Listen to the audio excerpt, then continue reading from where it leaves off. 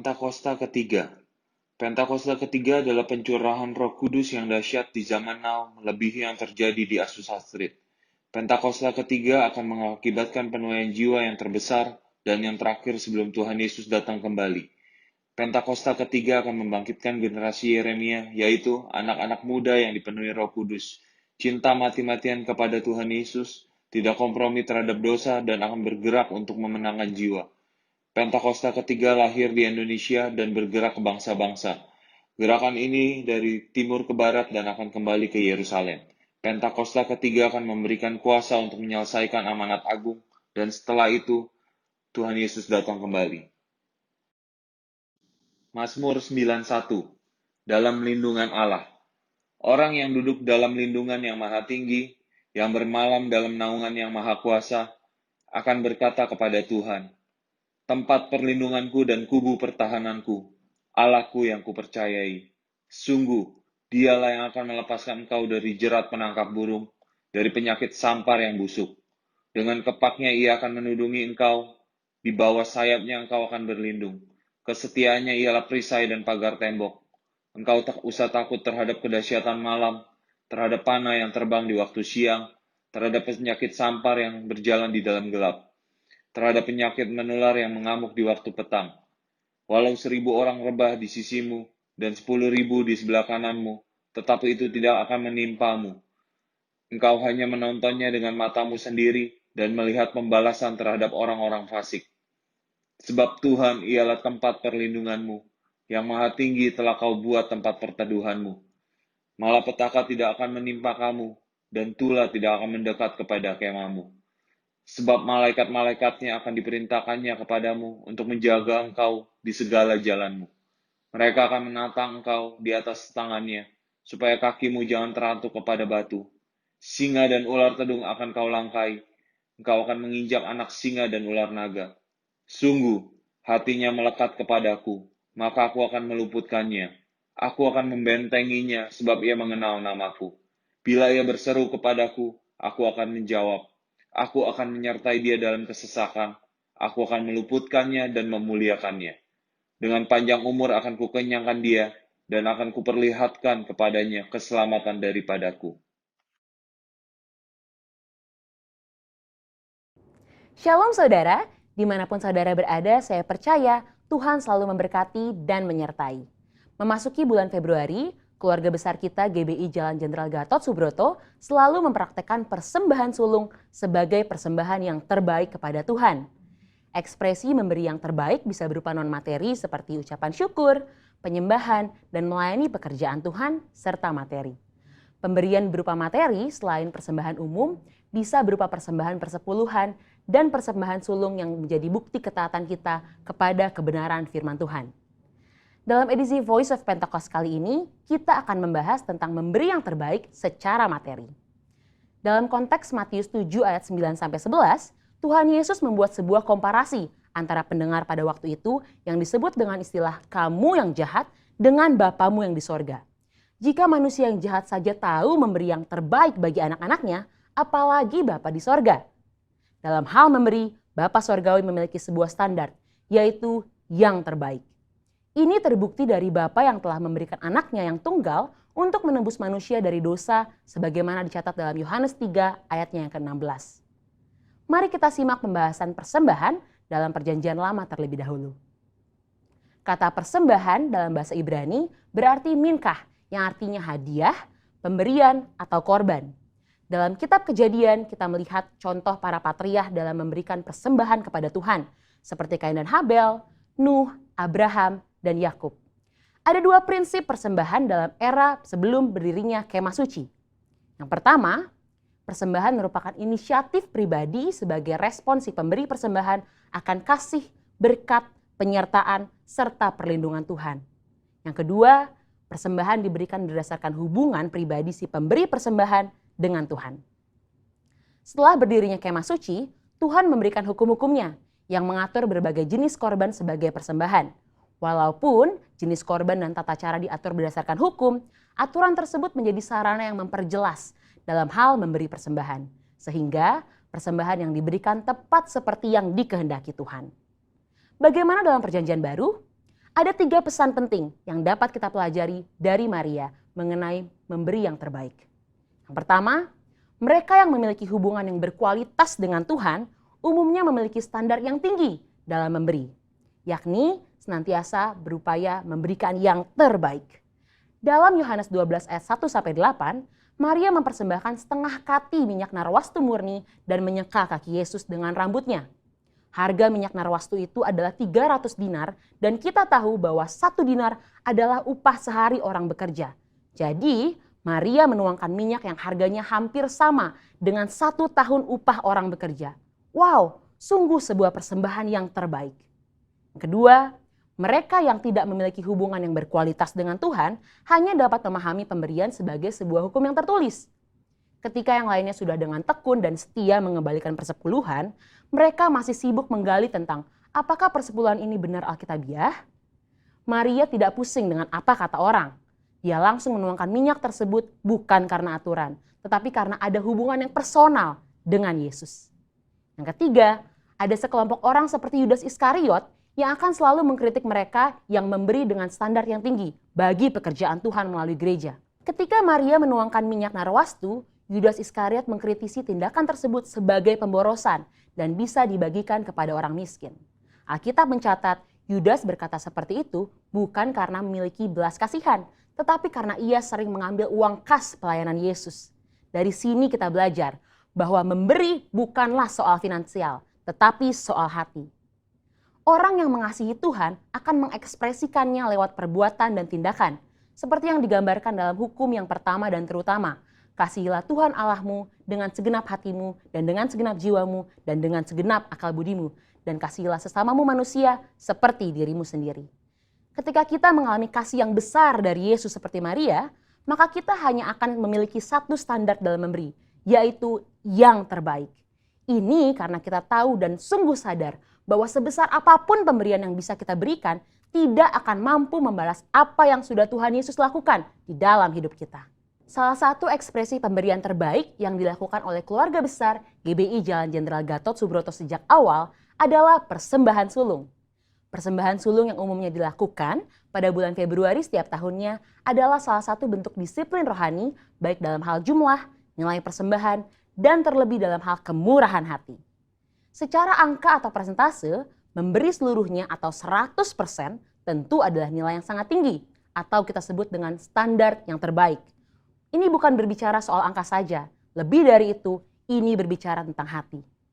Salah satu contoh lainnya dalam memberi yang terbaik selain Maria di Yohanes 12 adalah jemaat di Makedonia dalam 2 Korintus 8. Di tengah kesukaran dan kemiskinan, justru sukacita mereka berlimpah, bahkan mau memberi melampaui kemampuan mereka membantu jemaat di Yerusalem. Pesan utama dari cerita ini adalah kasih karunia Tuhan mentransformasi hati dan memampukan jemaat di Makedonia untuk memberi melampaui keterbatasan mereka. Saudara, kita telah melihat dari Perjanjian Lama bahwa Tuhan menghendaki pemberian atas dasar kerelaan dan sebagai respon terhadap kebaikannya. Di dalam Perjanjian Baru kita belajar 2 contoh, yaitu Maria yang berani memberikan persembahan yang mahal harganya di kaki Yesus karena dia telah merasakan kasih Tuhan, dan dari jemaat di Makedonia dengan sukacita dan kerelaan memberi yang terbaik, bahkan melampaui kemampuan mereka. Mari kita memberi yang terbaik bagi Tuhan sebagai respon atas kasih, berkat, penyertaan dan perlindungan Tuhan di dalam hidup kita yang didasari oleh iman kita kepadanya. Saudara, untuk penjelasan lebih lengkapnya dari tim teologi kami, jangan lupa buka link yang ada di atas atau scan QR Code yang tersedia. Selamat memberi yang terbaik, Tuhan Yesus memberkati.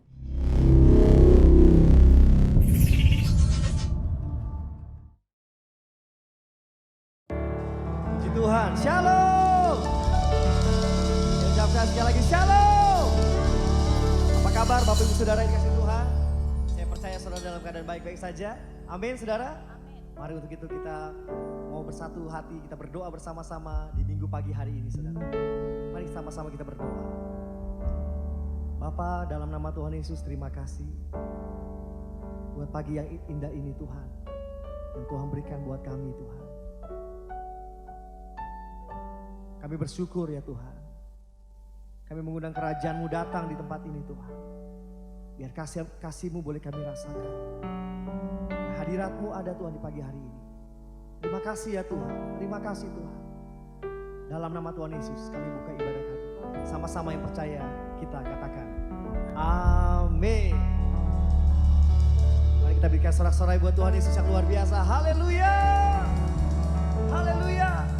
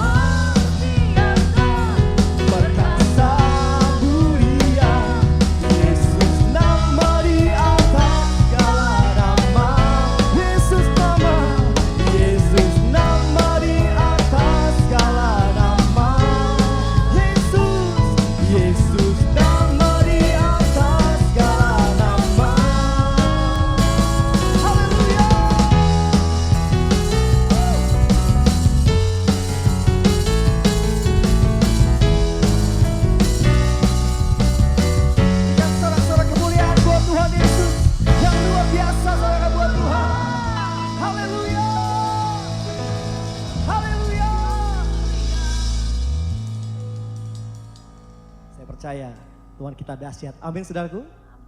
Sama-sama katakan amin. Terima kasih Tuhan buat kebaikan-Mu Tuhan. Kami percaya Tuhan di pagi ini Tuhan. Kami rindu Tuhan. Kami rindu Tuhan. Kami rindu Tuhan dekat kepadamu ya Tuhan. Ini kami ya Tuhan. Ini saudara, kita bersama-sama meninggikan Dia. Saudara. Terima kasih Roh Kudus. Yes Lord. Kami mau agungkan nama-Mu. Tuhan yang besar dalam hidup kami ya Tuhan. Kau Allah Jehovah Jireh. Di atas gunung kudus-Mu Tuhan, Engkau menyediakan Tuhan berkat-berkat. Engkau Allah El Shaddai. Terima kasih ya Tuhan. Kami mau terus agungkan nama-Mu ya Tuhan. Makasih ya Tuhan. Makasih Roh Kudus. Terima kasih Tuhan. Mari sama-sama kita naikkan pujian ini. Ku beri kemuliaan dan hormat. Ku angkat suara puji. Agungkan nama-Mu. Ku beri kemuliaan dan hormat. Angkat puji.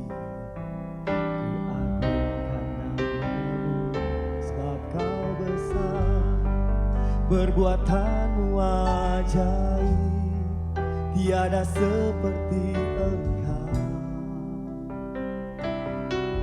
tiada seperti Engkau, sebab Kau besar. Perbuatanmu ajaib, tiada seperti Engkau, tiada seperti Engkau.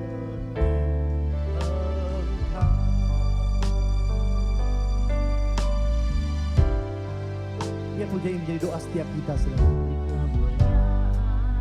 Yesus baik dan hormat. Angkat suara pujian, agungkan nama-Mu. Beri kemuliaan dan hormat. Angkat suara pujian, agungkan nama-Mu.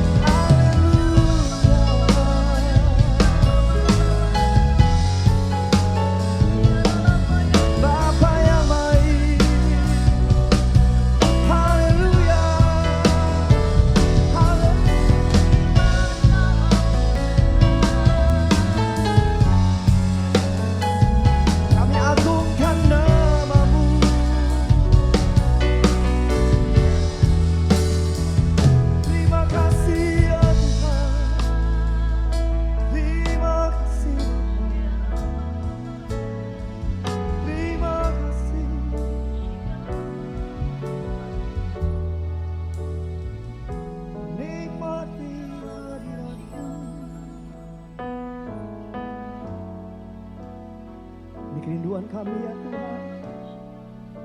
Ini kerinduan kami pagi ini Tuhan. Lebih baik 1 hari di pelataran-Mu Tuhan, daripada 1000 hari di tempat lain. Terima kasih Tuhan. Terima kasih buat janji-janji-Mu. Terima kasih buat firman-Mu ya Tuhan. Terima kasih. Terima kasih Tuhan buat hari ini Tuhan.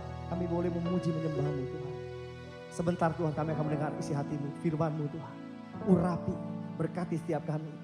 Biar firman itu tertanam, bertumbuh, dan berbuah-buah dalam hidup kami Tuhan Yesus. Terima kasih Bapa.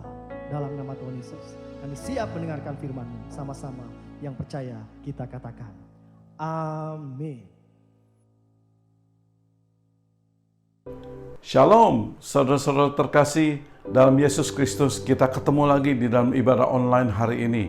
Selamat tahun baru, tahun 2021, tahun integritas, dan tahun di mana kita semua merubah sikap dan karakter kita, dan kita berkenan di hadapan Tuhan. Mari kita sama-sama tundukkan kepala kita, berdoa. Kita minta Roh Kudus memimpin ibadah hari ini. Bapa di surga, kami mengucap syukur, terima kasih Tuhan, kebaikan Tuhan dalam kehidupan kami. Engkau telah menuntun kami untuk melewati tahun 2020.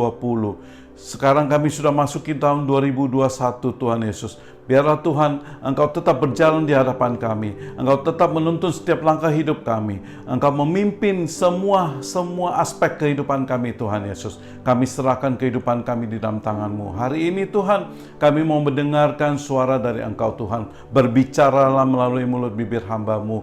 Biar semua yang datang, semua yang disampaikan oleh hamba-Mu adalah datang daripada Engkau Tuhan Yesus. Terima kasih Tuhan, kami mengundang Roh Kudus untuk menjamah kami, untuk membuat kami mengerti setiap kebenaran firman yang disampaikan hari ini. Terima kasih Bapa. Di dalam nama Tuhan Yesus kami sudah berdoa dan mengucap syukur. Haleluya. Amin.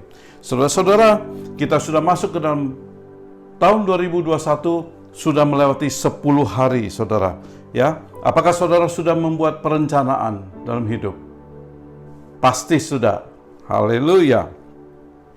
Membuat suatu perencanaan itu adalah hal yang baik, karena dari situlah kita boleh mengarahkan hidup kita, perjalanan hidup ini, supaya terarah, mencapai satu tujuan dan harapan kita, saudara. Dari sebuah rencana kita bisa tahu apa yang kita harus lakukan, apa yang harus kita sediakan solusi dalam setiap masalah, dan kita mau mencapai tujuan yang telah kita tetapkan. Ya, perencanaan itu kita buat mencakup untuk keluarga kita. Jadi ada yang mau cari pasangan hidup, punya anak lagi, pindah rumah, atau persiapan pensiun dan lain-lain. Usaha bisnis dan pekerjaan, kembangkan bisnis usaha, rubah konsep bisnis, pindah kerjaan, posisi baru, proyek baru, dan lain sebagainya. Perencanaan dalam dunia edukasi, bagi yang sekolah, bagi yang kuliah, bagi yang mau memperdalam ilmu profesional mereka, dan lain-lain lagi. Rencana dalam pelayanan dalam gereja, mau meningkatkan keterlibatan di dalam pelayanan gereja, melakukan aktivitas-aktivitas gereja lebih serius lagi, mengambil satu komitmen untuk melakukan hal-hal yang menyenangkan hati Tuhan. Itu adalah rencana-rencana dalam kehidupan manusia. Semua rencana manusia yang buat pasti dengan tujuan mencapai hasil yang baik, kecuali rencana penipuan, rencana kejahatan dan lain sebagainya. Itu akan mendatangkan bencana hidup. Perencanaan itu sangat penting, saudara. Ya, seperti yang dikatakan oleh Benjamin Franklin, if you fail to plan, you are planning to fail. Bila kamu gagal membuat rencana, maka kamu sedang berencana untuk gagal. Saudara, begitu pentingnya suatu perencanaan, maka kita harus melakukannya dengan baik. Ya saudara, manusia sering sekali berfokus dan bergantung pada rencana-rencana dan tujuan yang dibuat sendiri tanpa melibatkan Tuhan. Di sini letak permasalahannya, saudara. Rencana hidup yang baik adalah rencana yang melibatkan Tuhan serta mengikuti rancangan Dia. Ada amin? Saudara, ada satu ayat yang saya mau sampaikan, yaitu di Yakobus 4 ayat 13 sampai 17. Perikopnya berkata, jangan melupakan Tuhan dalam perencanaan. Sudah ada perikop yang sangat-sangat tepat sekali. Jangan melupakan Tuhan dalam perencanaan. Jadi sekarang, hai kamu yang berkata hari ini atau besok kami berangkat ke kota Anu, dan di sana kami akan tinggal setahun dan berdagang serta mendapat untung, sedang kamu tidak tahu apa yang akan terjadi besok. Apakah arti hidupmu? Hidupmu itu sama seperti uap yang sebentar saja kelihatan lalu lenyap. Sebenarnya kamu harus berkata, jika Tuhan menghendakinya, kami akan hidup dan berbuat ini dan itu. Tetapi sekarang kamu memegahkan diri dalam congkakmu, dan semua kemegahan yang demikian adalah salah. Jadi jika seorang tahu bagaimana ia harus berbuat baik, tetapi ia tidak melakukannya, ia berdosa. Saudara, dalam ayat ini Yakobus sedang mengajar para pedagang supaya mereka bisa memfokuskan diri mereka, menjalankan segala rencana mereka sesuai dengan rencana Tuhan, kehendak Tuhan. Kita bisa melihat pedagang-pedagang ini sudah merencanakan hari ini atau besok, sudah menentukan harinya, ya, ke kota Anu, sudah menentukan kemana tempatnya, tinggal setahun, periode waktunya pun sudah ditentukan. Dan apa yang mau dilakukan yaitu berdagang.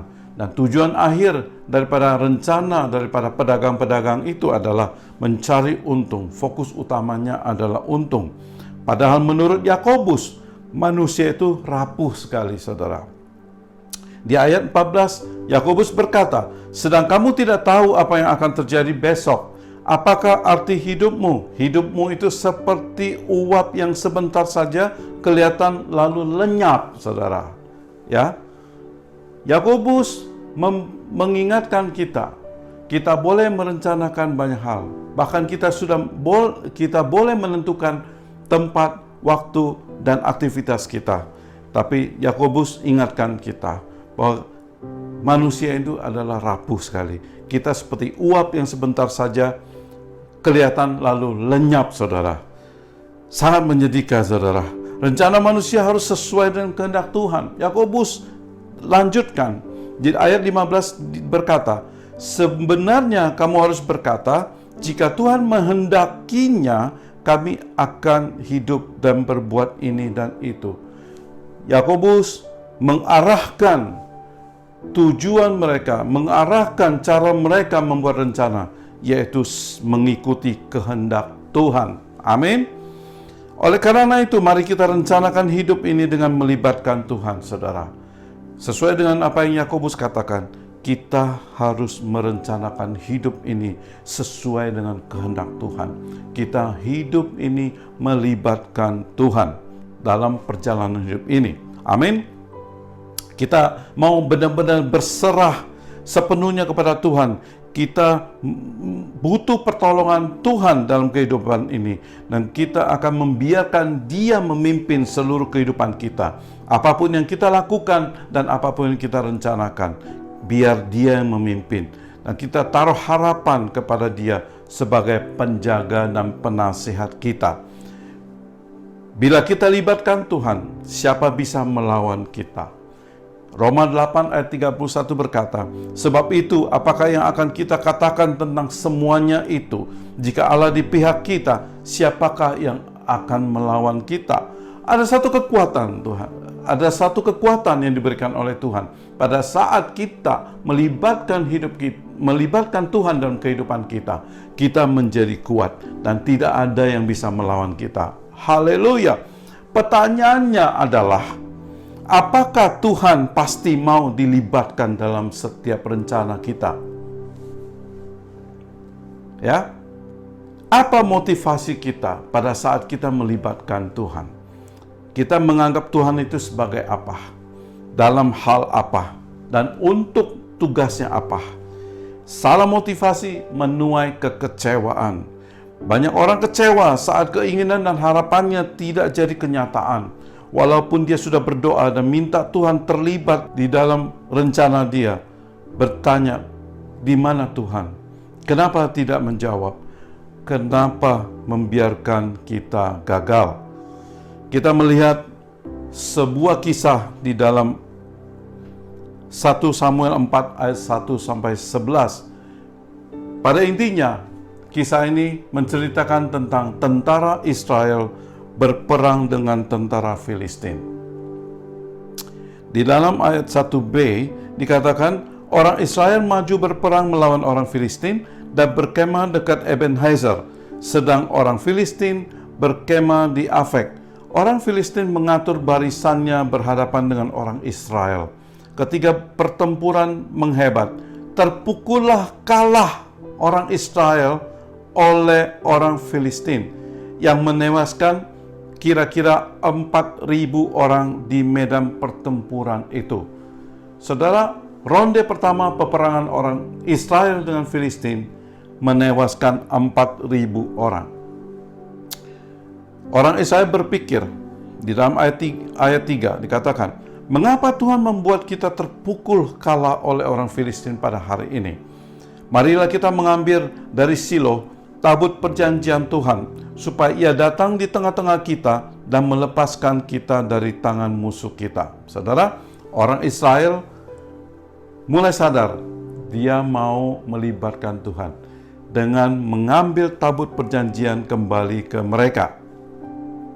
Selanjutnya, di ayat 5, segera sesudah tabut perjanjian Tuhan sampai ke perkemahan, bersoraklah seluruh orang Israel dengan nyaring, sehingga bumi bergetar. Saudara, begitu senangnya orang Israel menganggap bahwa tabut perjanjian begitu mereka rebut, mereka sudah melibatkan Tuhan di dalam peperangan ini. Buktinya, memang tabut perjanjian ini sangat luar biasa. Orang Filistin takut, saudara. Pada saat tabut perjanjian ini pindah ke orang Israel, mereka takut. Ayat 8, celakalah kita.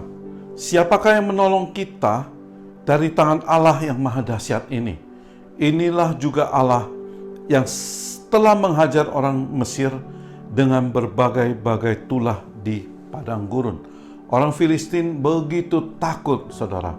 Mereka sudah tahu bahwa mereka bisa kalah karena tabut perjanjian itu ada di orang-orang Mesir. Saudara, kita baca lagi di ayat 10. Lalu berperanglah orang Filistin sehingga orang Israel terpukul kalah. Orang Israel ternyata walaupun sudah memiliki tabut perjanjian Allah, tapi dia kalah. Mereka melarikan diri masing-masing ke kemahnya. Amatlah besar kekalahan itu. Dari pihak Israel, gugur 30.000 orang pasukan berjalan kaki. Lagi pula tabut Allah dirampas, dan kedua anak Eli, Hofni, dan Pinehas tewas. Saudara, ronde pertama tentara Israel kalah, 4.000 orang tewas. Orang Israel mengambil balik tabut perjanjian dengan harapan melibatkan Allah di dalam peperangan itu. Kemudian ronde kedua berperang lagi, dan orang Israel kembali lagi kalah kedua kali. Dan bahkan yang tewas lebih dari yang ronde pertama, yaitu 30.000 orang. Plus lagi kedua anak Eli, Hofni dan Pinehas tewas. Saudara, ini sangat ironis sekali. Kenapa pada saat orang Israel melibatkan Tuhan dalam peperangan dengan orang Filistin, dia tetap kalah, dan kalahnya lebih parah lagi. Saudara, jawabannya adalah gini. Tuhan tidak bisa diatur. Oke? Tuhan tidak bisa diatur. Orang Israel kesannya mengatur Tuhan supaya Tuhan memenangkan peperangan, saudara. Motivasinya agak salah. Orang Israel salah fokus. Hanya mau memenangkan peperangan demi kepentingan sendiri, bukan meninggikan nama Tuhan. Fakta hidup kita adalah, saudara, berapa sering kita dengan orang perusahaan yang gagal, walaupun kelihatannya sudah melibatkan Tuhan dalam perencanaan kerjaan kita, maka kita harus kembali introspeksi diri. Pada saat kita melibatkan Tuhan, apakah kita memiliki motivasi yang benar?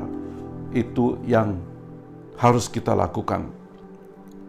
Rancangan Tuhan bukanlah rancangan manusia.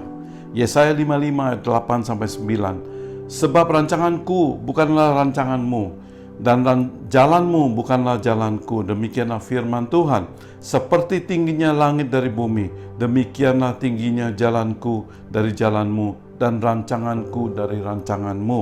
Saudara, perbedaan rancangan Tuhan dengan rancangan manusia adalah beda langit dan bumi, saudara. Amin. Saudara jangan berpikir bahwa setelah kita membuat satu rencana, kita menganggap satu rencana itu sangat super sempurna, perfect, dan tidak perlu lagi melibatkan Tuhan. Tapi Tuhan punya rencana dan rancangan jauh lebih tinggi daripada segala rencana dan rancangan yang dibuat oleh manusia. Maka dari itu, saudara, pada saat kita membuat rencana atau rancangan hidup kita, kita harus melibatkan Tuhan untuk mengetahui rancangan Tuhan apa dalam kehidupan kita. Amin. Rancangan Tuhan adalah apa? Rancangan Tuhan adalah rancangan damai sejahtera dan bukan rancangan kecelakaan yang beri hari depan yang penuh harapan. Di Yeremia 29 ayat 11. Saudara, ingat, dalam membuat perencanaan hidup, libatkan Tuhan. Melibatkan Tuhan mendatangkan kemenangan, saudara. Caranya bagaimana? Kita melihat contoh Daud yang melibatkan Tuhan dan mendatangkan kemenangan. Di 2 Samuel 5 ayat 17-25, Daud memukul kalah orang Filistin. Ya, di dalam cerita ini, saya tidak bacakan, saudara, tapi di ayat 19,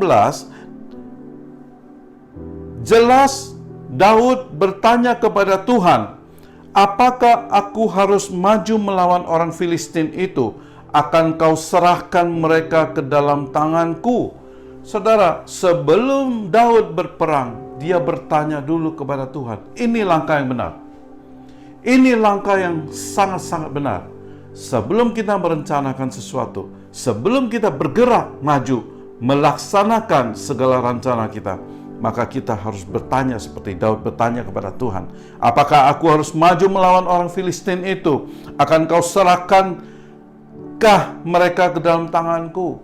Saudara lihat, selanjutnya adalah Tuhan menjawab Daud, majulah sebab aku pasti akan menyerahkan orang Filistin itu ke dalam tanganmu. Haleluya. Tuhan menjawab rencana yang melibatkan Tuhan. Amin. Segala rencana manusia yang melibatkan Tuhan, Tuhan turut bekerja. Buktinya di sini, saudara, di ayat 20b. Tuhan telah menerobos musuhku di depanku seperti air menerobos. Tuhan sendiri berperang untuk mencapai satu kemenangan bagi Daud. Saudara, rencana kita pada saat kita melibatkan Tuhan, Tuhan turut bekerja untuk kemenangan bagi kita.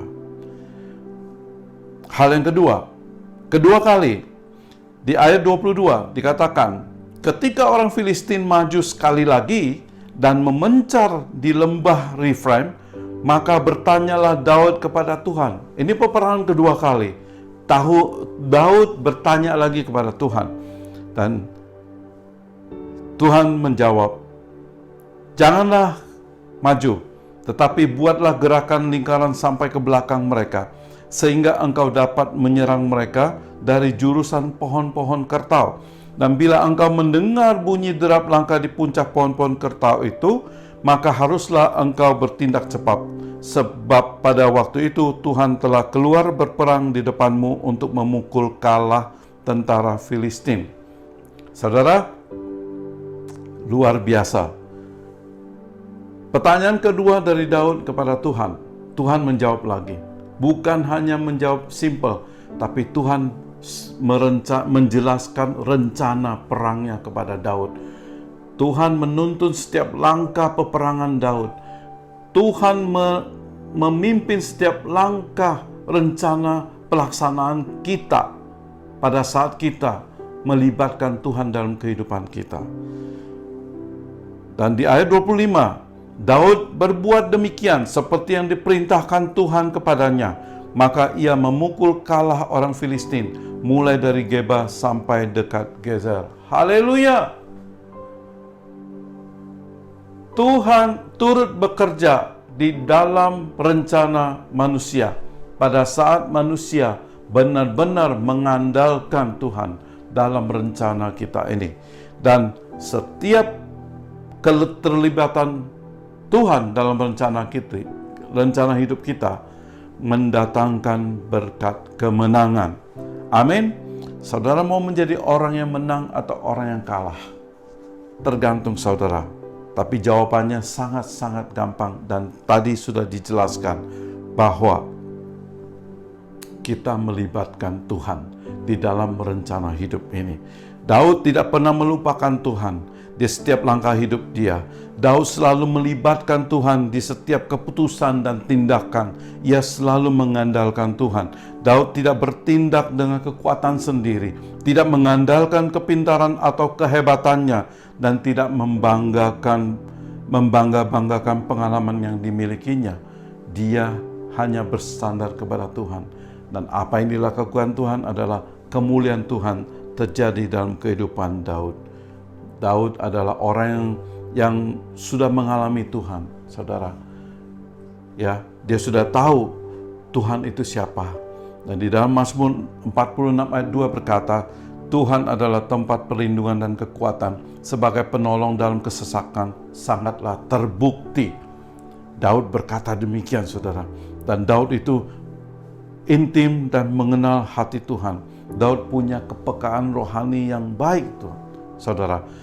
Suatu kemampuan untuk memahami dan menempatkan kehendak Tuhan sebagai yang terutama, saudara. Ini yang sangat penting.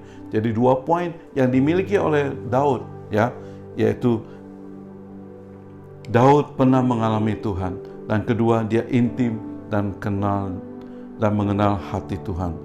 Saudara, Tuhan selalu turut bekerja bagi kita pada saat kita melibatkan Tuhan dalam segala rencana kita. Amin.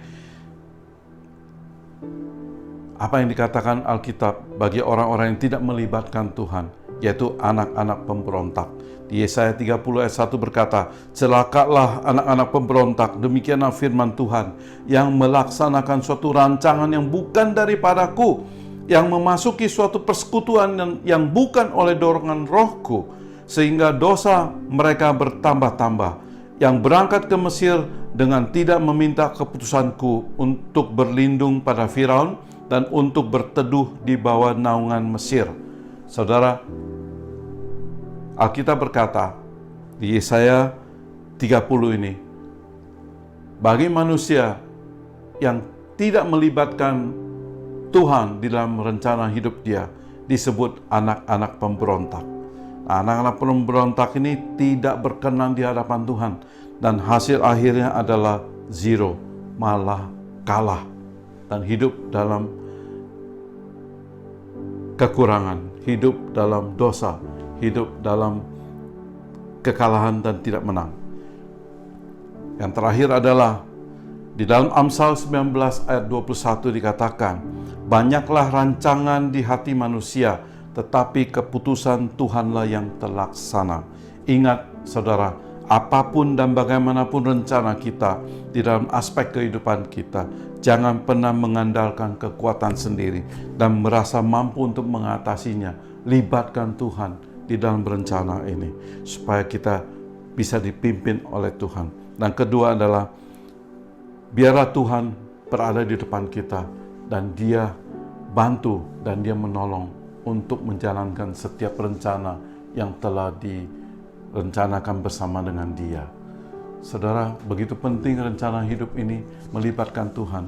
Saya berharap semua saudara dan saya pun dalam perencanaan di tahun 2021 ini telah melibatkan Tuhan Yesus dalam kehidupan kita, dalam rencana kerja kita, dalam rencana keluarga kita, dalam rencana segala aspek kehidupan kita, sehingga kita semua bisa mendapatkan kemenangan dari Tuhan.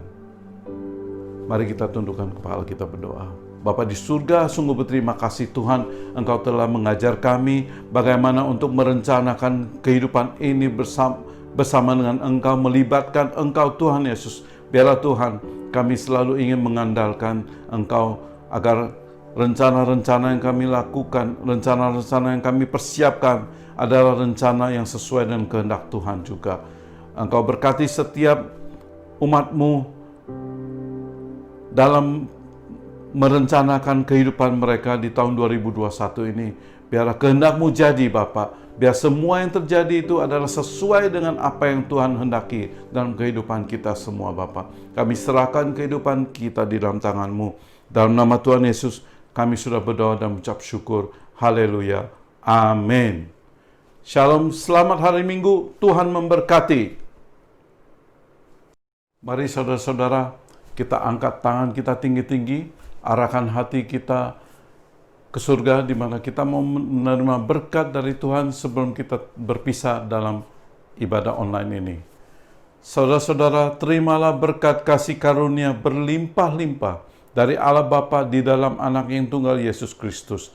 Penyertaan pertolongan kuasa Roh Kudus menyertai saudara mulai hari ini sampai Maranatha, sampai Tuhan Yesus menjemput kita untuk kehidupan kekal selama-lamanya. Yang percaya dan sudah menerima berkat ini, mari kita sama-sama katakan, amin. Selamat hari Minggu, Tuhan memberkati. Shalom.